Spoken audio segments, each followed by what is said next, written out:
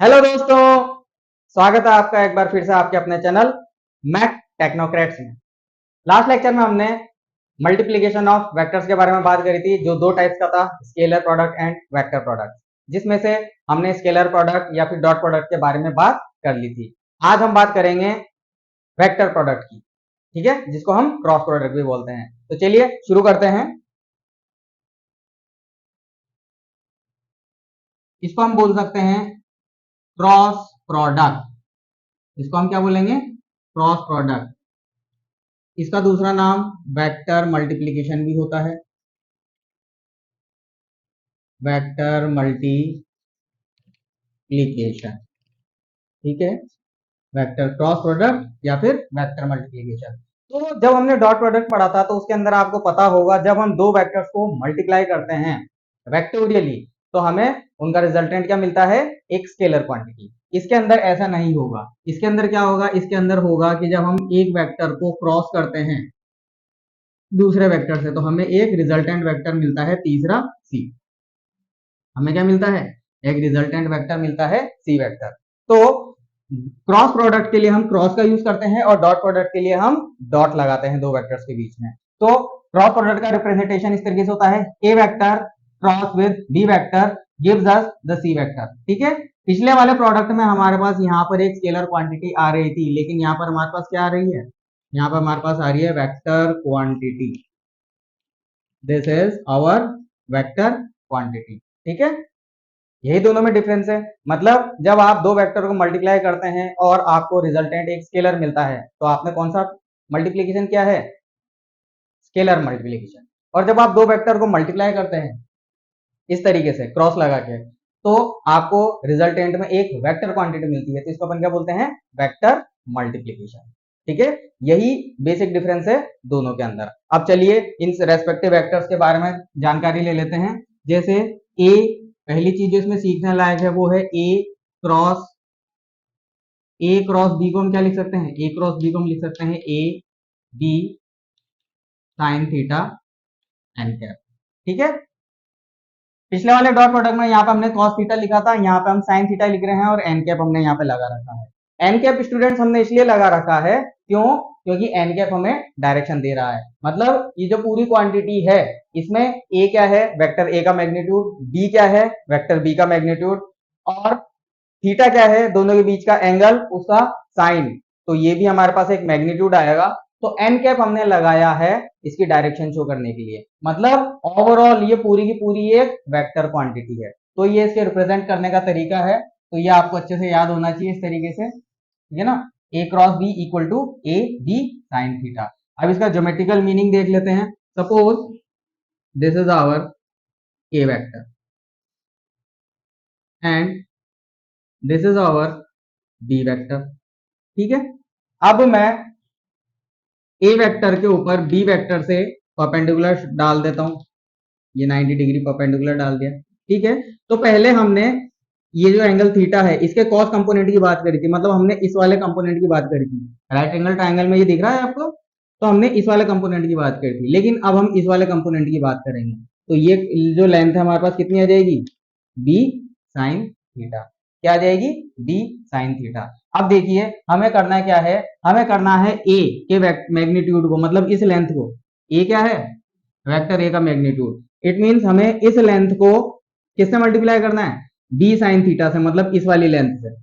ये जो खड़ी लेंथ दिख रही है आपको, बी साइन थीटा है, तो हमें इस मैग्नीट्यूड वाली लेंथ को इससे मल्टीप्लाई करना है। अब कैसे करेंगे? ये इसके ऊपर परपेंडिकुलर है, तो देखिए ए की डायरेक्शन में आपने हाथ ले लिया, राइट हैंड की बात कर रहा हूं मैं, ए की डायरेक्शन में आपने हाथ ले लिया और जो कंपोनेंट है साइन कंपोनेंट, दूसरे वेक्टर का साइन कंपोनेंट, उसकी डायरेक्शन में आपने उंगलियां घुमा दी, तो आपके पास अंगूठा कहां पे आया? बाहर की तरफ। अंगूठा आपके पास कहां पे आया? बाहर की तरफ। तो यहां पर हमारे पास एक सी वेक्टर आ जाएगा। ये एंगल थीटा था, तो यहां पे हमारे पास ये सी वेक्टर आ जाएगा, ठीक है। सी को मैंने क्या लिखा है? सी को मैंने लिखा है डॉट, मतलब बाहर की तरफ, outwards the plane. C vector जो है, ये वाला जो सी वेक्टर, इसकी डायरेक्शन किधर है? बाहर की तरफ। और डायरेक्शन बाहर कैसे आई? वही राइट हैंड रूल से जो मैंने आपको पहले सिखाया था कि ए फर्स्ट ए क्रॉस बी करना है तो इसको बोल देंगे फर्स्ट वेक्टर, इसे बोल देंगे सेकंड वेक्टर। तो फर्स्ट वेक्टर की डायरेक्शन में हमने हाथ लगा दिया, अपने जो राइट हैंड की हथेली है उसको अपन ने फर्स्ट वेक्टर की डायरेक्शन में रख दिया। देन सेकंड वेक्टर की डायरेक्शन में आपको हाथ घुमाना है। सेकंड वेक्टर किधर, ऊपर की तरफ, तो उंगलियां ऊपर की तरफ घूमेगी। सेकंड वेक्टर नीचे होता तो उंगलियां नीचे की तरफ घूमती। आ रही बात समझ में? तो यहाँ पर हमारे पास सेकंड वेक्टर ऊपर की तरफ है तो हमने हाथ ऊपर की तरफ घुमा दिया। तो हमारा अंगूठा कहाँ निकल रहा है? Out of the plane of the board, board के प्लेन के बाहर की तरफ निकल रहा अंगूठा। तो हमारे पास इन दोनों के मल्टीप्लीकेशन से जो रिजल्टेंट वेक्टर आएगा सी, वो बाहर की तरफ आएगा। और बाहर की तरफ की डायरेक्शन को अपन कैसे डिनोट करते हैं? डॉट से। तो डॉट का मतलब हो जाएगा out of the plane of board, out of the plane of board. और इसी तरीके से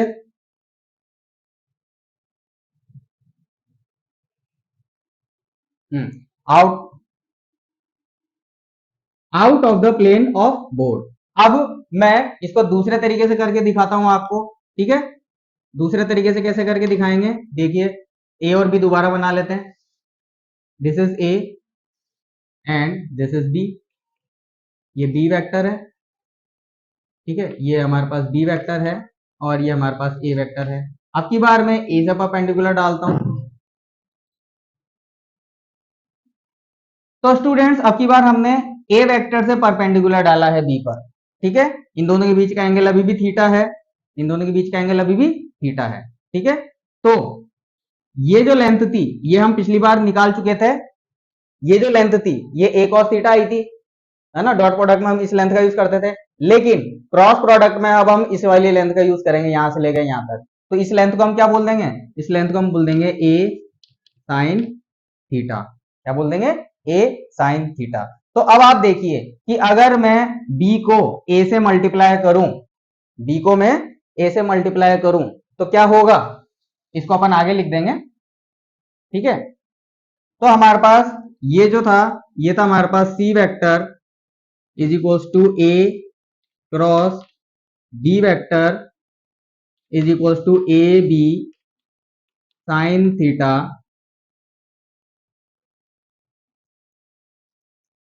इसको बोल देंगे ये बाहर की तरफ डॉट, ठीक है? अब यहां पे देखिए, यहां पे मैं बी वेक्टर को, मतलब बी की डायरेक्शन में मैंने अपना राइट हैंड रख दिया है, ये बी की डायरेक्शन में राइट हैंड रख दिया। और दूसरा वेक्टर किधर है? नीचे ए की तरफ। तो ए की डायरेक्शन में मैंने उंगलियां कर्ल कर दी, तो हमारा अंगूठा किधर जा रहा है? Into the plane. कहां जा रहा है? Into the plane. तो यहां पे मैं सी वेक्टर कुछ इस तरीके से बना दूंगा क्रॉस करके, ये सी वेक्टर, ये क्या बना दिया मैंने? C vector. या फिर माइनस सी वेक्टर। क्या बना दिया? Minus C vector. माइनस क्यों बनाया है? माइनस इसलिए बनाया क्योंकि इसकी डायरेक्शन अंदर की तरफ है। तो यहां पे हम लिख देंगे B vector cross A vector is equals to A B sine theta.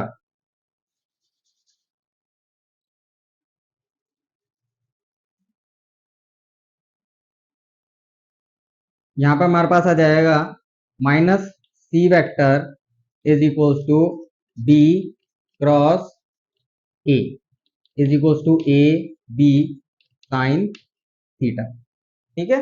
तो ध्यान दीजिए, यहां पर भी ये पूरा लिखने की जरूरत नहीं है, यहां पर भी अपन सिर्फ डायरेक्शन लिख देंगे। इसकी डायरेक्शन आ जाएगी क्रॉस, अंदर की तरफ, ठीक है? तो डॉट को हम क्या लिख देंगे? डॉट को हम लिख देंगे out of the plane, out of the plane of board. और क्रॉस को हम लिख देंगे into the plane of board. तो आपने सबसे पहली चीज क्या देखी? आपने सबसे पहली चीज ये देखी कि आप किसी एक वेक्टर को दूसरे वेक्टर के परपेंडिकुलर कंपोनेंट से मल्टीप्लाई करते हैं, ठीक है? डॉट प्रोडक्ट में हम क्या कर रहे थे? डॉट प्रोडक्ट में हम किसी पहले वेक्टर को दूसरे वेक्टर के पैरेलल कंपोनेंट से मल्टीप्लाई कर रहे थे जो इसके पैरेलल था, ठीक है? लेकिन इस वाले मल्टीप्लीकेशन में हम पहले वेक्टर को दूसरे वेक्टर के परपेंडिकुलर कंपोनेंट, दोबारा से सुनना, हम पहले वेक्टर को दूसरे वेक्टर के परपेंडिकुलर कंपोनेंट से मल्टीप्लाई करते हैं, ठीक है ना? और उसमें हमारे पास डायरेक्शनल नेचर रहता है। डायरेक्शनल नेचर कैसे रहता है, जिसे भी आप पहला वेक्टर मान रहे हैं, जैसे यहाँ पे मैंने ए क्रॉस बी करा है, लेकिन इस वाले डायग्राम में मैंने बी क्रॉस ए करा है, तो यहाँ पे पहला वेक्टर ए हो जाएगा, यहाँ पे पहला वेक्टर बी हो जाएगा।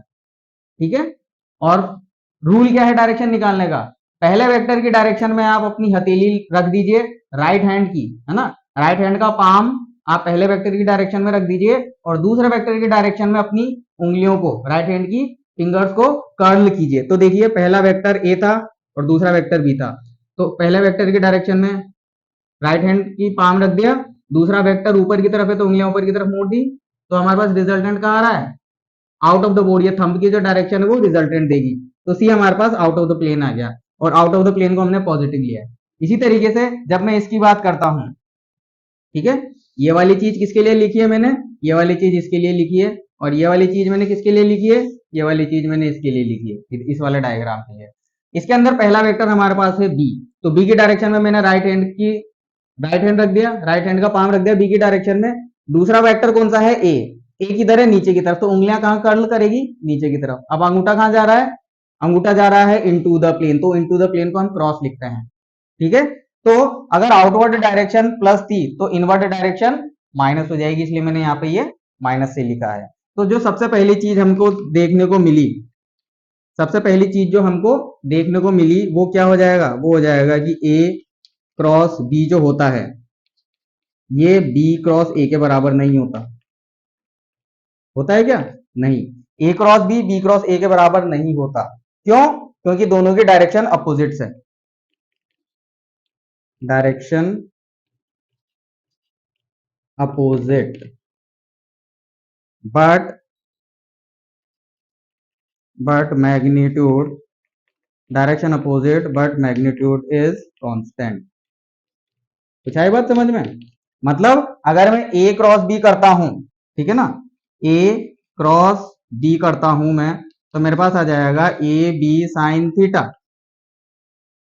ठीक है, और अगर मैं बी क्रॉस ए करता हूं तो भी मेरे पास आ जाएगा ए बी साइन थीटा।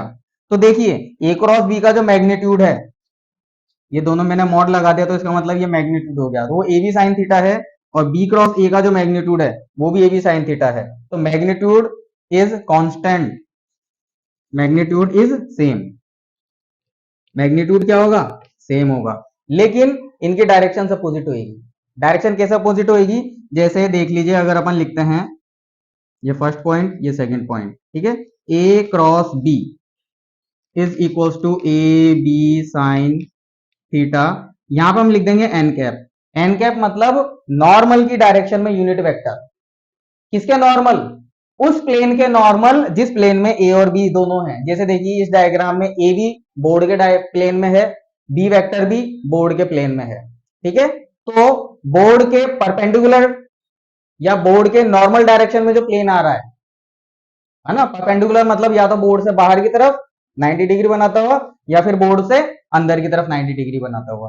तो बोर्ड के बाहर की तरफ जो डायरेक्शन निकल रही है उसे अपन बोल देंगे नॉर्मल डायरेक्शन, और उस डायरेक्शन का जो यूनिट वेक्टर होगा उसे अपन ने एन कैप बोल दिया है। ठीक है, लेकिन अगर हम B vector cross A vector देखेंगे तो ये हमारे पास आ जाएगा A B sine theta minus N cap. Minus N cap क्यों, क्योंकि जो डायरेक्शन एन की होगी उसकी अपोजिट डायरेक्शन एन कैप की होगी। तो देखिए यहाँ पे क्रॉस लगा हुआ है, यहाँ डॉट लगा हुआ है, मतलब ये वेक्टर बाहर की तरफ आ रहा है तो ये नॉर्मली आउटवर्ड्स है, और ये वेक्टर अंदर की तरफ आ रहा है मतलब नॉर्मली इनवर्ड्स है। तो जब हम ये चीज हम कब लिख सकते हैं, ये चीज हम इसलिए लिख रहे हैं क्योंकि इन दोनों में डायरेक्शन अपोजिट है, मतलब इसका जो रिजल्टेंट आएगा कितना आ रहा था सी, और इसका जो रिजल्टेंट आएगा कितना आ रहा था माइनस सी, वो दोनों की डायरेक्शन अपोजिट है। देखो यहाँ प्लस सी है या माइनस सी है, ठीक है, लेकिन दोनों का मैग्नीट्यूड सेम है। आई कुछ बात समझ में, चलिए आगे चलते हैं, चलिए आगे चलते हैं, अब हम इसके बारे में कुछ प्रॉपर्टीज लिख लेते हैं। ठीक है, नेक्स्ट हेडिंग हमारे पास आ जाएगी properties of cross product, properties of cross product. तो सबसे पहली जो प्रॉपर्टी थी वो यही थी कि A vector cross B vector not equal to B vector cross A vector. ठीक है, यहां पर अपन लिख देंगे कम्यूटेटिव लॉ नॉट वैलिड, मतलब यहां पर कम्यूटेटिव लॉ नहीं लगता। ठीक है, ये कैसे आया ये मैं आपको यहां पे समझा चुका हूं। ठीक है, उसके बाद सेकंड हमारे पास आ जाएगा A vector cross B vector plus C vector. तो ये हमारे पास आ जाएगा A vector cross B vector then plus A vector cross C vector. ठीक है, इसको अपन क्या बोलते हैं, डिस्ट्रीब्यूटिव लॉ। तो यहां पर अपन लिख देंगे distributive law, distributive law is valid, distributive law is valid. तो इसके अंदर डिस्ट्रीब्यूटेड लॉ वैलिड होता है। अब तीसरी चीज जो है हम थीटा के करस्पॉन्डिंग देख लेते हैं कि if theta is equals to 0 degree. ठीक है, अगर थीटा की वैल्यू 0 रखेंगे हम, तो सपोज कीजिए यहाँ पे साइन की थीटा की वैल्यू 0 रखी तो साइन 0 की वैल्यू 0। तो हम क्या लिख सकते हैं, इस केस में हम लिख सकते हैं a cross b equal to 0 if theta is equals to 90 degree.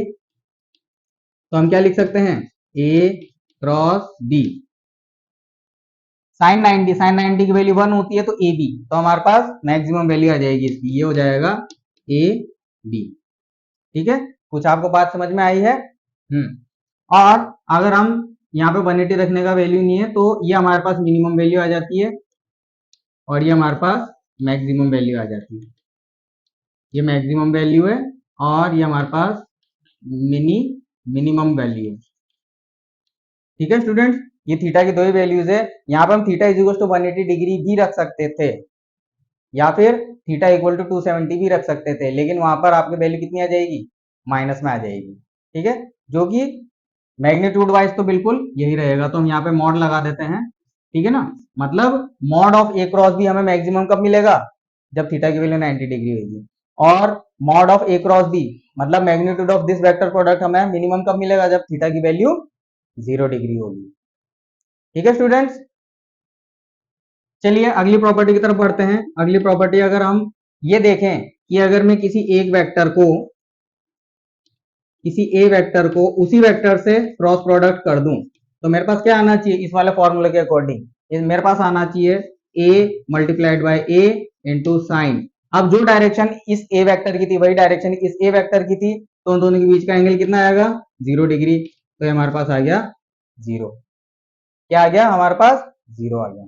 ठीक है, तो इसी से हमारे पास सबसे पहला कंक्लूजन निकलता है जो यूनिट वेक्टर्स के केस में हमने डॉट प्रोडक्ट में भी निकाला था।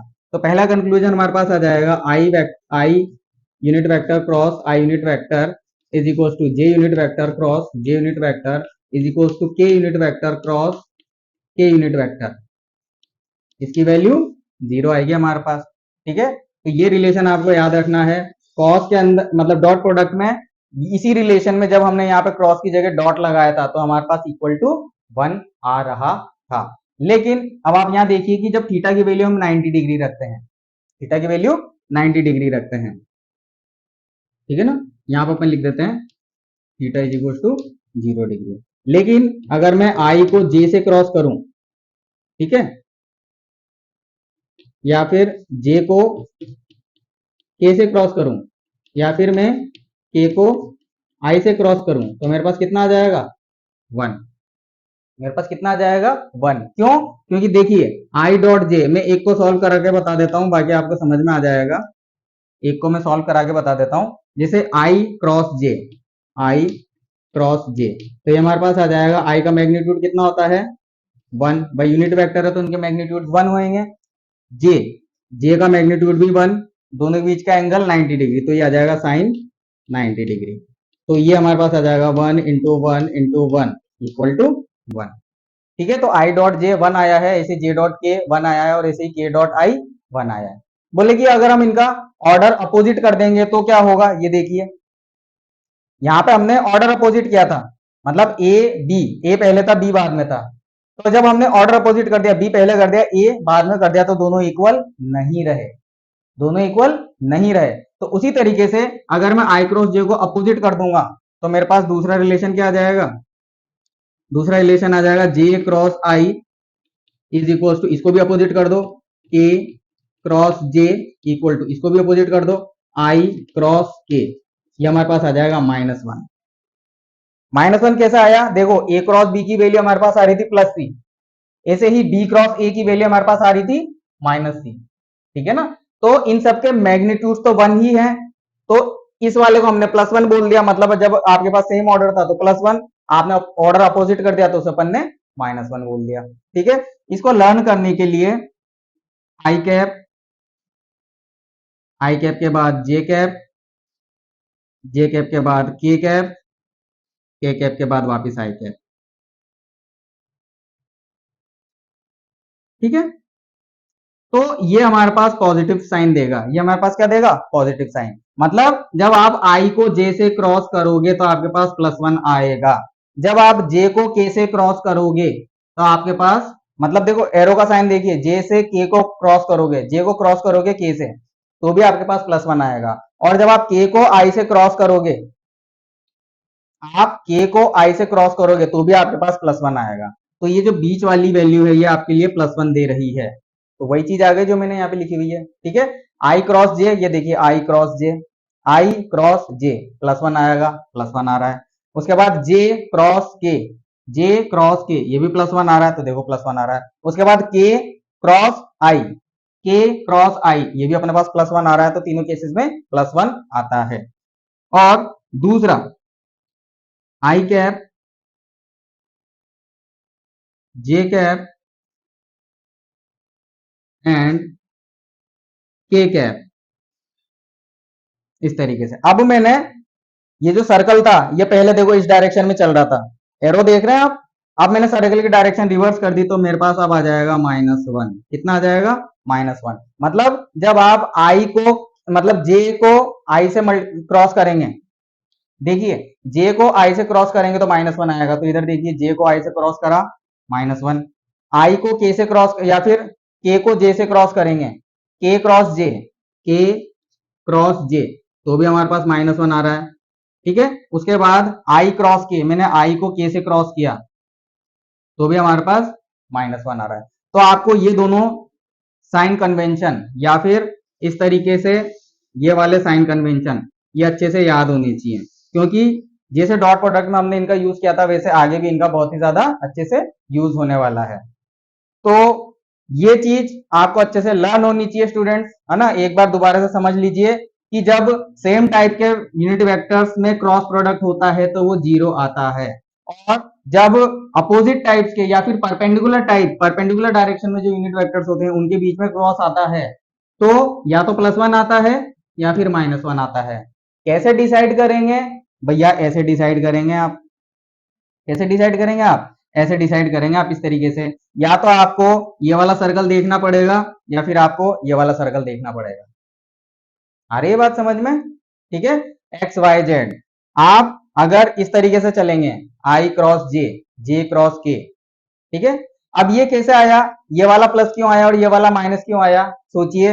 ये वाला इसलिए आया है क्योंकि ये राइट हैंड थंब रूल, क्योंकि ये राइट हैंड थंब रूल से निकला है, ठीक है। आपको याद हो जब मैंने रेफरेंस फ्रेम पढ़ाया था तो आंखें खोलते ही जो सबसे पहली डायरेक्शन थी वो एक्स थी, उसके बाद एक्स की डायरेक्शन में हमने हमारा राइट हैंड की, राइट हैंड का जो हाथ है, राइट हैंड की जो हथेली है उसको एक्स की डायरेक्शन में ले गए। अब उंगलियां जहां मुड़ रही है वो हमारे पास हो जाती है +y डायरेक्शन, और एक्सिस जहां आ रहा है वो हमारे पास होती है +z डायरेक्शन, है ना। तो आई कैप मतलब एक्स और जे कैप मतलब वाई, तो एक्स से वाई गए, राइट हैंड में हम एक्स से वाई तो जाते हैं तो प्लस आ जाएगा, फिर वाई से जेड जाते हैं तो भी प्लस आ जाएगा, लेकिन जैसे आप ऑर्डर चेंज कर देंगे -1 आ जाएगा। एक बार इसको रिवाइज कीजिएगा अच्छे से, न्यूमेरिकल्स में इसके एप्लीकेशन जब मैं आपको समझाऊंगा तो आपको अच्छे से समझ में आ जाएगा। एक बार स्क्रीनशॉट ले लीजिए।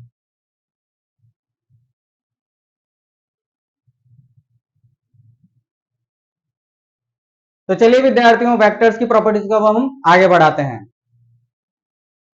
नेक्स्ट प्रॉपर्टी हमारे पास आ जाएगी direction direction of cross product. Direction of cross product.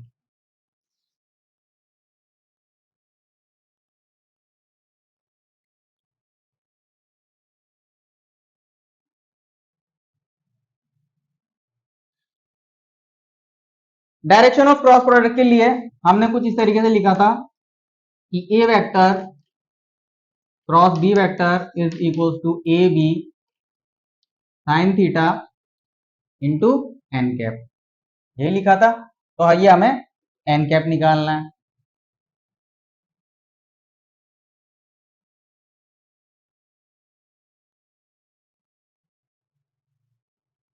N cap ही निकालना ना ये। तो आप ध्यान से देखिएगा, ये जो क्वांटिटी है, ये क्वांटिटी है मेरे पास मैग्नीट्यूड। ये क्वांटिटी मेरे पास क्या है? ये मैग्नीट्यूड है। और ये क्वांटिटी मेरे पास क्या है? ये मेरे पास है यूनिट वेक्टर। ये हमारे पास है यूनिट वेक्टर। तो यूनिट वेक्टर ही तो डायरेक्शन बताता है हमारे को। तो इसको मैं इस तरीके से लिख सकता हूं, A cross B vector is equals to magnitude of A cross B into n cap. मतलब ये जो मैग्नीट्यूड है इसको मैं इस तरीके से भी लिख सकता हूं, ए क्रॉस बी का मैग्नीट्यूड एन कैप। तो हमारे पास जो फाइनल फॉर्मूला चल के आएगा एन कैप का, वो हो जाएगा A vector cross B vector divided by magnitude of A vector cross B vector. कुछ है बात समझ में? तो डायरेक्शन अपन कुछ इस तरीके से निकाल सकते हैं। और छठी प्रॉपर्टी, अगर अपन एंगल की बात करें, ठीक है ना, angle between vectors, angle between vectors. Angle between vectors कैसे निकालेंगे? वापस शुरू से शुरुआत करते हैं। A cross B is equals to A B sine theta N cap. अब यहाँ पर एन कैप तो डायरेक्शन देता है और हमने यहाँ पे एन कैप निकाल लिया है, तो अब हम इसको हटा देंगे। ठीक है, तो और हम इसको किस तरीके से लिख सकते हैं?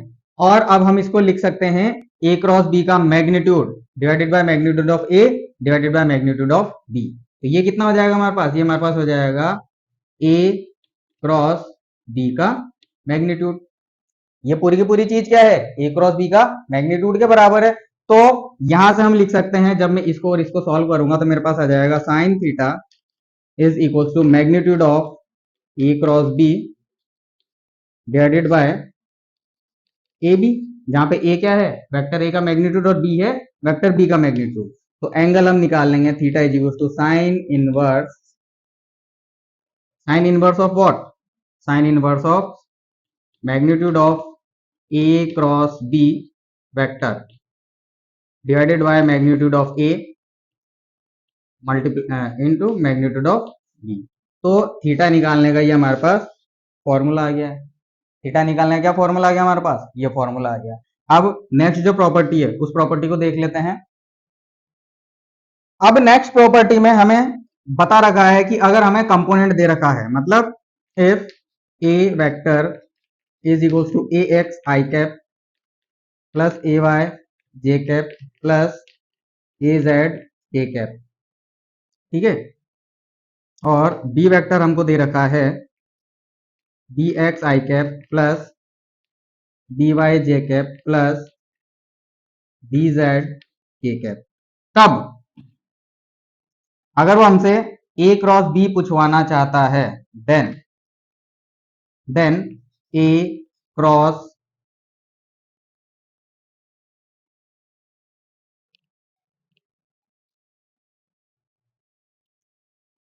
तो उस केस में A vector cross B vector की वैल्यू हमारे पास कितनी आ जाएगी? A vector cross B vector की वैल्यू हमारे पास आ जाएगी A Y B Z minus B Y A Z, ये ब्रैकेट में, और ये आ जाएगा आई कैप। क्योंकि हमारे पास जो फाइनल वेक्टर होता है वो भी मतलब इन दोनों के मल्टीप्लीकेशन से जो हमारे पास फाइनल वेक्टर आता है वो सी वेक्टर आता है। ठीक है ना, तो इसके भी तीन कंपोनेंट्स होंगे, X component, Y component, Z component. तो इस सी का पहला कंपोनेंट इस तरीके से लिखा जाता है, देन माइनस, यहां पे क्या लगता है, माइनस। क्यों लगता है मैं भी आपको आगे बताऊंगा। उसके बाद दूसरा ब्रैकेट हमारे पास आ जाएगा A X B Z minus A Z B x, ये आ जाएगा जे कैप।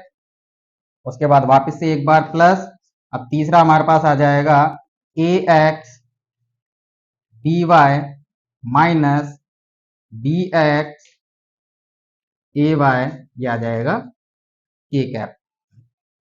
ठीक है, तो ये फॉर्मूला आपको अच्छे से याद होना चाहिए। मतलब अगर आपको वेक्टर्स कंपोनेंट फॉर्म्स में दे रखे हैं तो इन दोनों का मल्टीप्लीकेशन करना होगा, तो आपको इस तरीके से सी का एक्स कंपोनेंट अलग निकालना पड़ेगा, वाई कंपोनेंट अलग निकालना पड़ेगा, जेड कंपोनेंट अलग निकालना पड़ेगा। ठीक है, और ये आया कैसे, बोले कि ये मैट्रिक्स से आया है, और ये आपको इस तरीके से सॉल्व करना पड़ेगा कि अगर आप ए क्रॉस बी लिखते हो तो आप इसको कुछ इस तरीके से मैट्रिक्स फॉर्म में सजाएंगे, आई कैप जे कैप के कैप। ठीक है, तो ए एक्स आई कैप का, ए वाई जे कैप का, और ए जेड के कैप का, है ना। एक्स कंपोनेंट को आई कैप के नीचे लिखा, वाई कंपोनेंट को जे के नीचे लिखा, और जेड कंपोनेंट को के नीचे लिखा। बी के साथ भी यही करेंगे, तो बी का एक्स कंपोनेंट आई के नीचे, बी का वाई कंपोनेंट जे के नीचे, और बी का जेड कंपोनेंट के नीचे। अब हमें इस तरीके का रूल फॉलो करना है, इस तरीके का। ठीक है, ये चिन्ह आप अच्छे से ध्यान रखना, ये आप चिन्ह अच्छे से ध्यान रखना। मतलब जब मैं आई कैप की बात करता हूं, जब मैं आई कैप की बात करता हूं, ठीक है, तो ये वाला कॉलम ध्यान से देखिएगा, ये वाला कॉलम और ये वाला रो गायब कर देता हूं। ठीक है, मतलब इस कॉलम में और इस रो में कॉमन क्या है, ये आई दोनों में कॉमन है। ये जो आई है ये इस रो में भी आ रहा है और इस कॉलम में भी आ रहा है। ठीक है, तो हम जब आई के लिए सॉल्व करेंगे, क्या करेंगे, जब हम आई के लिए सॉल्व करेंगे तो आई, ये हमारा ब्रैकेट आ गया। अब हमें ये चीज अप्लाई करनी है। ठीक है, किसमें अप्लाई करनी है, जो बची हुई चीज है हमारे पास, ये बचा हुआ है, दिख रहा है बच्चों आपको, ये बचा हुआ है हमारे पास, ये 4 टर्म्स बची हुई है। तो देखिए यहां से स्टार्ट करेंगे, 1 2 3 4, तो 1 से 2 ए वाई बी जेड, तो मैं लिख दूंगा ए वाई बी जेड। फिर माइनस साइन आएगा बीच में, क्या आएगा, माइनस साइन, माइनस, ये माइनस लगा दिया। उसके बाद 3 पे 4, 3 पे क्या है, B Y A Z, B Y A Z. Match कर लीजिए कि यही टाइम आई है, A Y B Z minus B Y A Z, बिल्कुल हाँ यही टर्म आई है, तो ये आई कैप हो गया। ठीक है, उसके बाद हमें माइनस जे कैप की टर्म निकालनी है। क्या निकालनी है, माइनस जे कैप की टर्म।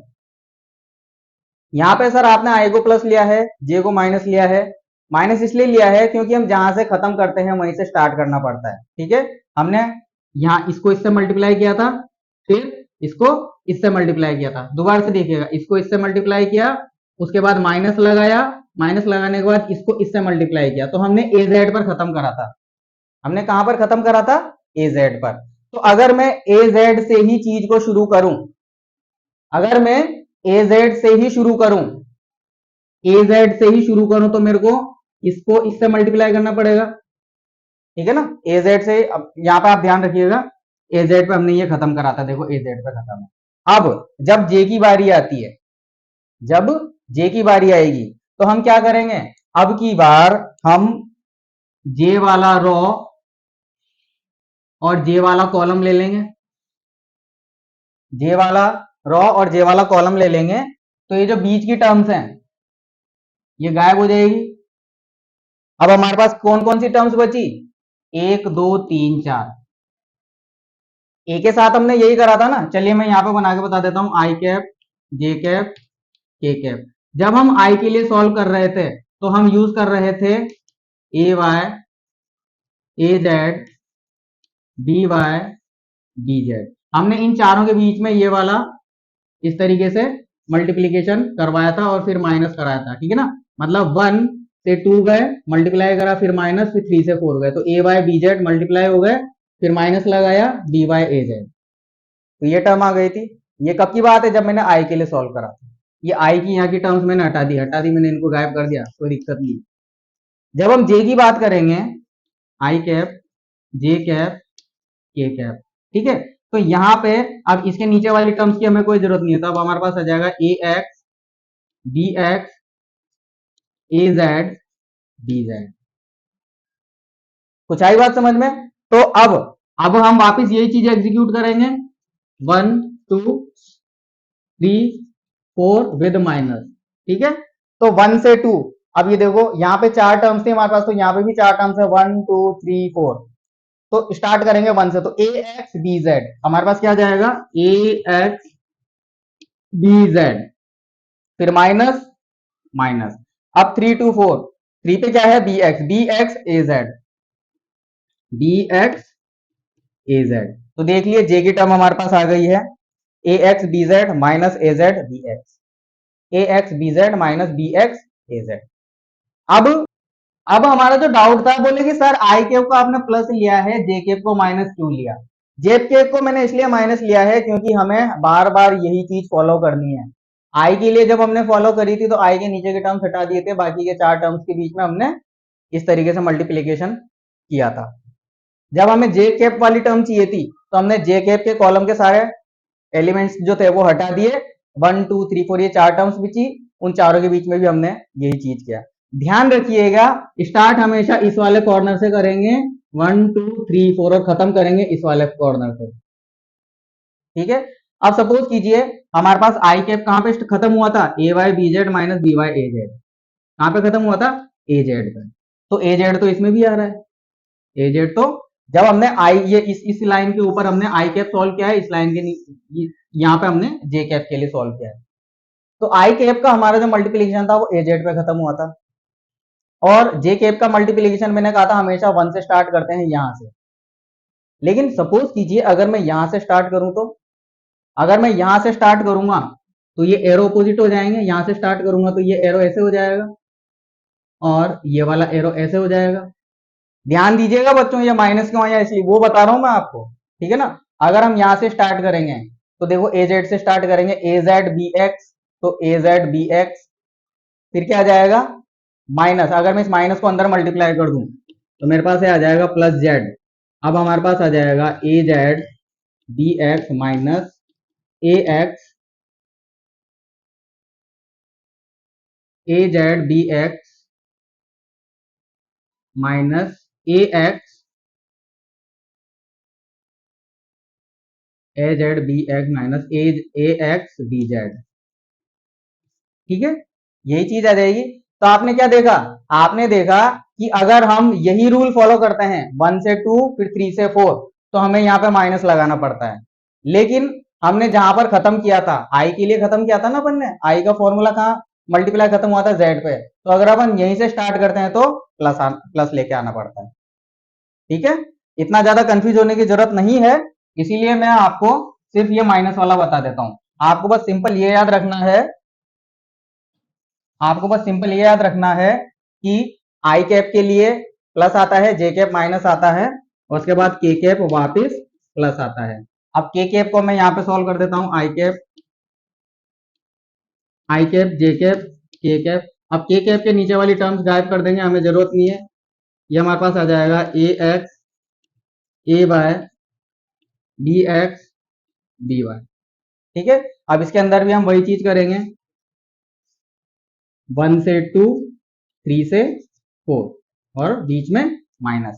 तो 1 से 2 ए एक्स बी वाई, हमारे पास आ जाएगा A X B Y minus minus है, उसके बाद ये वाली term B X A Y, B X A Y.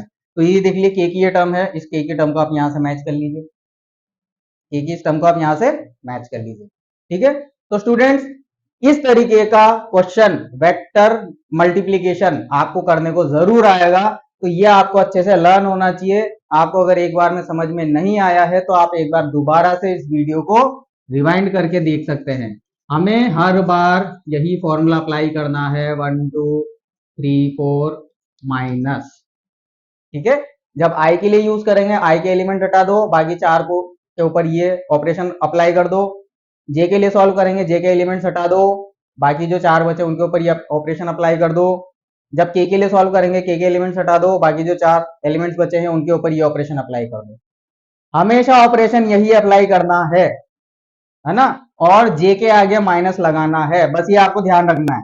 Mathematics के अंदर मैट्रिक्स नाम का एक पूरा का पूरा, डिटरमिनेंट नाम का एक पूरा का पूरा चैप्टर आता है जिसके अंदर इनको डिटेल्ड में पढ़वाया जाता है। लेकिन नीट के पॉइंट ऑफ व्यू से या फिर वेक्टर के पॉइंट ऑफ व्यू से आपको सिर्फ ये डिटरमिनेंट सॉल्व करना आना चाहिए, इसलिए मैं आपको सिर्फ सॉल्व करना सिखा रहा हूँ, ठीक है ना। तो आपको ये चीज याद रखनी है कि मल्टीप्लीकेशन कैसे होगा और जे के आगे माइनस आएगा। आगे बात समझ में बच्चों? तो समझ में आ गया बच्चों ये आपको अच्छे से, ठीक है ना। ये फॉर्मूला आप अच्छे से याद कर सकते हैं। और अगर आपको ये फॉर्मूला याद नहीं हो रहा है, बहुत लंबा लग रहा है, तो ये प्रोसीजर आप याद कर सकते हैं। तो मैं एक बार इसके ऊपर आपको एक एग्जाम्पल करवा देता हूं। एग्जाम्पल, ठीक है। एग्जाम्पल हो जाएगा इफ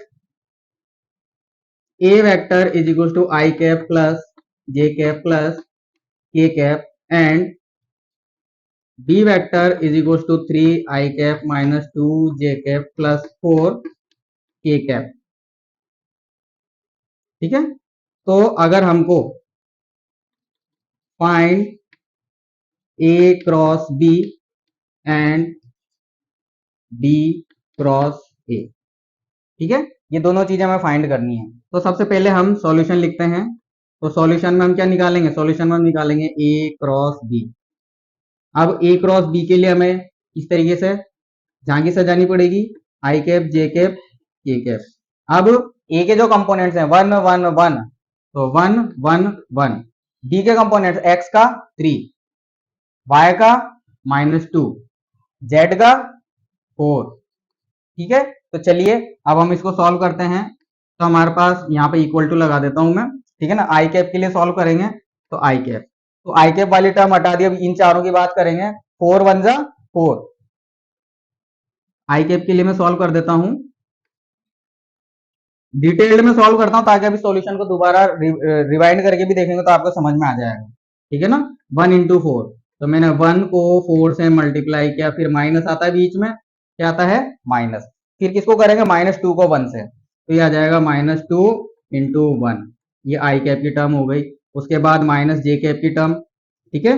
बिना बोले ही मैंने माइनस जे कैप लगा दिया क्योंकि मैंने आपको बताया था जे के साथ हमेशा माइनस आता है, ठीक है। अब जे के टर्म में मतलब ये दोनों एलिमेंट जो जे वाले जो हैं, ये दोनों हटा देंगे अपन, जैसा कि यहाँ पे अपन ने करा था जे के केस में, ये दोनों अपन ने हटा दिए। यहाँ पे तो बच्चों में दोबारा लिख देता हूँ, है ना। जे के लिए सॉल्व करेंगे तो ये दोनों हटा देंगे। अब वापिस 1 से 2, 3 से 4, ठीक है। तो 1 इंटू 4 कैसा आ जाएगा? 1 इंटू 4, तो यहाँ पे अपन लिख देंगे 1 इंटू 4। उसके बाद 3 इंटू 1, 3 इंटू 1 माइनस 3 इंटू -3 × 1, ठीक है। Then after plus K cap, के कैप के लिए हमारे पास क्या आ जाएगा? के कैप के लिए हमारे पास आ जाएगा, अब ये दोनों टर्म गायब कर देंगे हम, के कैप वाली 1 इंटू -2, भाई ऊपर से नीचे चलना है ना, तो 1 इंटू -2, तो this is 1 into -2 minus 3 into 1। अब नीचे से ऊपर चलेंगे, 3 इंटू 1, तो हमारे पास आ जाएगा 3 इंटू 1, ठीक है। तो हमारे पास ए क्रॉस बी कितना आया? ए क्रॉस बी, हमारे पास ए क्रॉस बी आया है। देखिए इसको सॉल्व करेंगे, 4 1 जा 4 और -2 -2 +2, तो 4 + 2 6, तो हमारे पास आ गया 6 आई कैप। उसके बाद इसे सॉल्व करेंगे, 4 1 जा 4, 3 1 जा 3, 4 -3 प्लस का 1, प्लस का 1 और माइनस का जे, तो ये हो जाएगा माइनस जे कैप। और उसके बाद 1 इंटू -2, तो -2 एंड -3, तो -5, तो हमारे पास आ जाएगा -5 के कैप। तो यही हमारा आंसर है। मतलब ए क्रॉस बी की वैल्यू कितनी आ जाएगी? इतनी। अगर ए इतना दे रखा है, बी इतना दे रखा है, तो ये वाला प्रोसेस मैंने आपको इस रूल के अकॉर्डिंग फॉलो करके सॉल्व करा दिया, तो हमारे पास ए क्रॉस बी की वैल्यू आ जाएगी इतनी। अब बच्चों स्टूडेंट्स, क्वेश्चन में आपको दे रखा है कि आपको बी क्रॉस ए निकालना है। क्या निकालना है? B cross A. तो विद्यार्थियों ये क्वेश्चन मैं आपके लिए होमवर्क में दे रहा हूं। इसके अंदर पहला वेक्टर क्या है? बी। तो बी की जो वैल्यूज है, मतलब ये तीनों वैल्यूज इधर आ जाएंगी और ये जो 1 1 1 है ये नीचे आ जाएगा। आ रही है ना बात समझ में? मतलब ए क्रॉस बी लिखा था तो हमने पहले ए की लाइन लगाए थे, ए के कंपोनेंट लिखे थे, फिर सेकंड वेक्टर बी था तो बी के कंपोनेंट्स नीचे लिखे थे। अगर हम बी क्रॉस ए को के लिए सॉल्व करेंगे तो बी के कंपोनेंट्स ऊपर आ जाएंगे, ए के कंपोनेंट्स नीचे आ जाएंगे। स्टूडेंट्स इसके लिए अंदर प्रैक्टिस बहुत ही ज्यादा जरूरी, तो मैं चाहता हूं कि आप एक बार इसको अच्छे से प्रैक्टिस करें। ठीक है स्टूडेंट्स?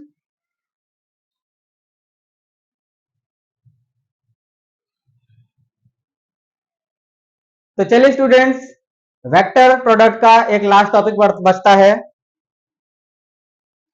जिसे अपन पढ़ लेते हैं, geometrical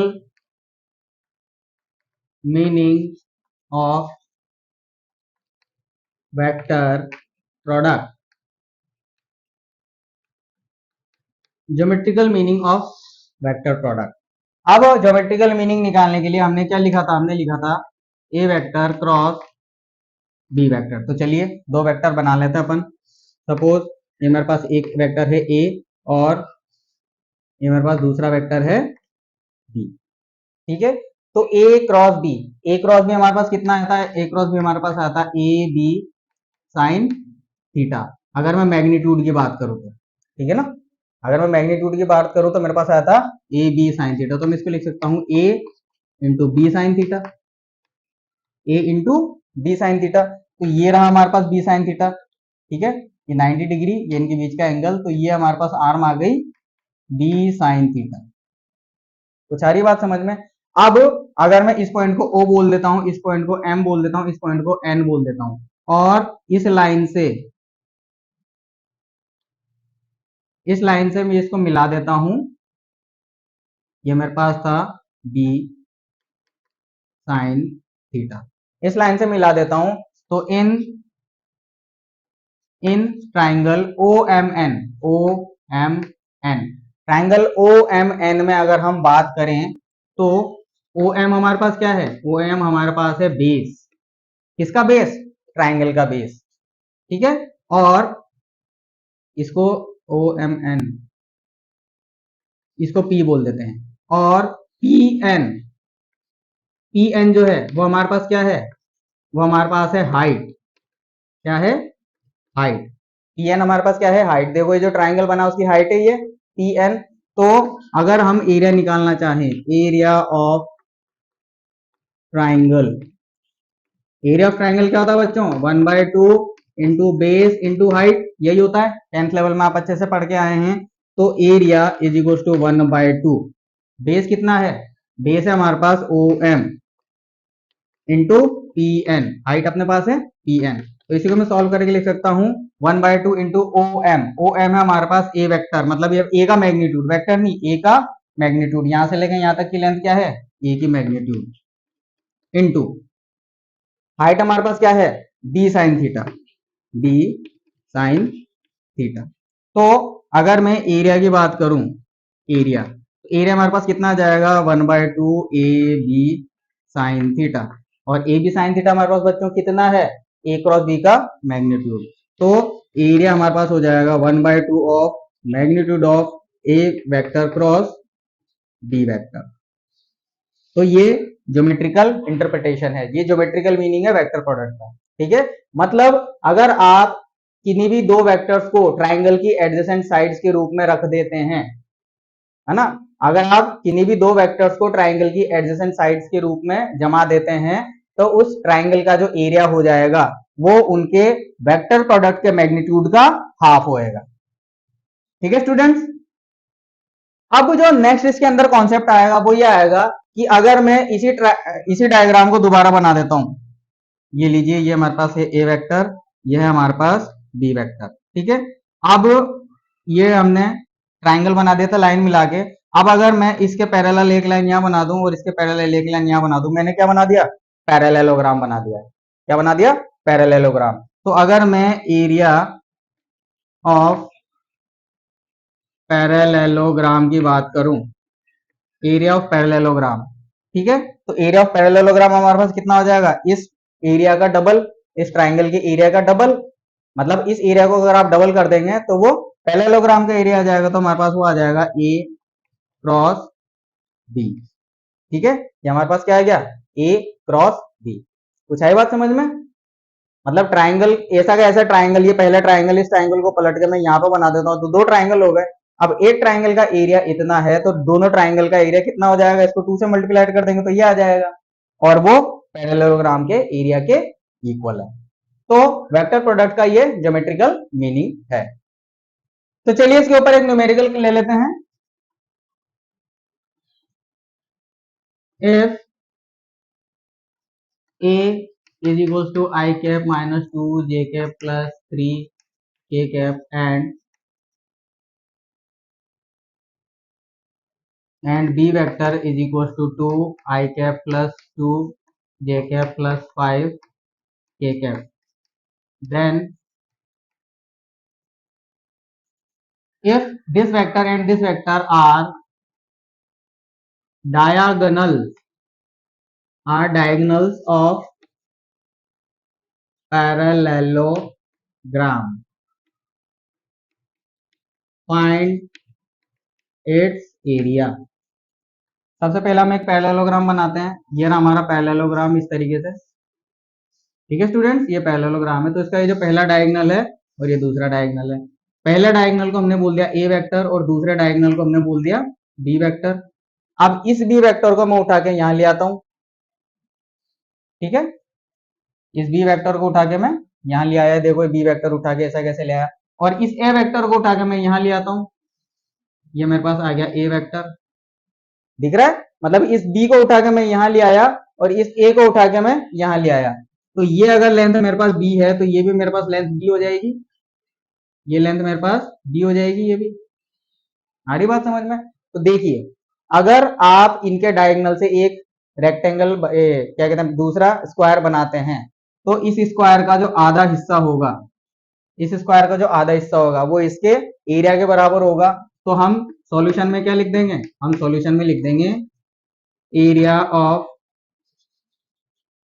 parallelogram, area of parallelogram is 1/2 into product of diagonals, ठीक है ना। क्वेश्चन के अंदर उसने हमने यहाँ पे पढ़ा था कि साइड्स को अगर हम वेक्टर से रिप्रेजेंट कर दें तो सिंपल एरिया ऑफ पैरेललोग्राम ये आ जाता है। लेकिन क्वेश्चन में उसने आपके साथ ट्विस्ट खेल दिया। कैसे खेल दिया ट्विस्ट, ए उसने दे दिया ये वेक्टर, ये वाला वेक्टर उसने ए दे दिया, ठीक है, अलग अलग से बना देता हूं मैं, ये वाला वेक्टर उसने ए दे दिया है और ये वाला वेक्टर दूसरा जो डायगोनल है ये उसने बी दे दिया है। तो मैंने बी को इधर सरकाया, ए को इधर सरकाया, तो हमारे पास ये बड़ा वाला ट्राइंगल आ गया, ठीक है। अब आप ध्यान से देखिएगा, जितना इसका एरिया है उतना ही इसका एरिया है, जितना इसका एरिया है उतना ही इसका एरिया है, आई बात समझ में। तो अगर मैं इस बड़े वाले डायग्राम के भी इस तरीके से टुकड़े कर देता हूं, तो जितना इसका एरिया हो जाएगा उतना ही इसका एरिया हो जाएगा, जितना इसका एरिया हो जाएगा उतना इसका एरिया हो जाएगा, जितना इसका एरिया उतना इसका एरिया, जितना इसका एरिया उतना इसका एरिया, और जितना इसका एरिया उतना ही इसका एरिया, ठीक है। तो यहाँ पर ये दोनों कितनी बार आ रहे हैं, 2 बार। लेकिन इस बड़े वाले ट्राइंगल में, बड़े वाले सर्किल में देखिए, ये छोटा वाला है जो वेक्टर से मिलकर बना हुआ है, ठीक है ना, ओ ए बी सी, ये छोटा वाला है, और ए सी पी क्यू ये बड़ा वाला है। तो ओ ए सी बी में डबल डबल डैश वाले 2 हैं, और इस बड़े वाले में 1 2 3 4 4 हैं, तो इसका जस्ट डबल है। ऐसे ही सिंगल डैश वाले एरिया कितने हैं छोटे वाले में, O B C O, O A B C में छोटे वाले डैश कितने हैं, 2। ऐसे ही बड़े वाले में देखो आप, बड़े वाले में कितने हैं, 1 2 3 4। तो जो इसका सिंगल का एरिया है वही इसका डबल का एरिया है। मतलब जब हमने डायगोनल ले लिया तब की बात कर रहा हूं। तो हमारे पास एरिया में 1/2 मल्टीप्लाई हो जाएगा, तो हमारे पास एरिया निकल जाएगा 1/2 into mod of A vector cross B vector, ठीक है। तो एरिया हमारे पास आ जाएगा 1/2, मल्टीप्लाई करेंगे आई कैप जे कैप के कैप।